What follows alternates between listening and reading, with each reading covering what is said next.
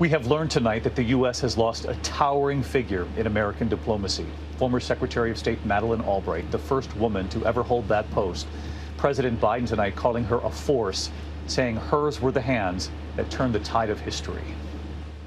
Late today, the family of former Secretary of State Madeleine Albright saying, "We are heartbroken to announce the 64th U.S. Secretary of State passed away. The cause was cancer. Madeleine Albright was the first woman to hold that position." I, Madeleine Corbell Albright. Taking the oath of office in 1997, chosen by President Bill Clinton. Her story is the best of America's story, told with courage, compassion, and conviction. She was unanimously confirmed by the Senate. Albright, a native of Prague, came to America as a refugee, and on that day she spoke of her parents and their early struggles overseas. I stand here today in this office, which symbolizes the power and purpose of the United States.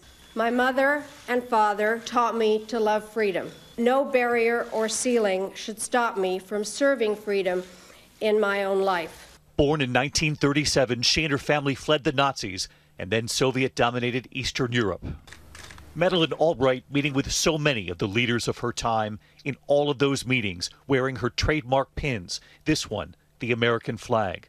Once telling Barbara Walters what she most hoped to accomplish as Secretary of State. Have the American people understand that foreign policy is domestic policy, that there is no line between foreign and domestic policy. We are part of a globe and we have to adjust to it, and America is still the best place in the world to live. It was just 1 month ago, in what might have been her final work as this country's former chief diplomat, she wrote in the New York Times, Vladimir Putin is making a terrible mistake, saying Ukraine is entitled to its sovereignty no matter who its neighbors happen to be. If Mr. Putin feels backed into a corner, he has only himself to blame. Albright was the first senior U.S. official to meet Putin as acting president of Russia 22 years ago. Tonight, Madeleine Albright, in her own words, in her memoir, on how she would like to be remembered. I hope people will say that I did the best with what I was given, tried to make my parents proud, served my country with all the energy I had, and took a strong stand on the side of freedom.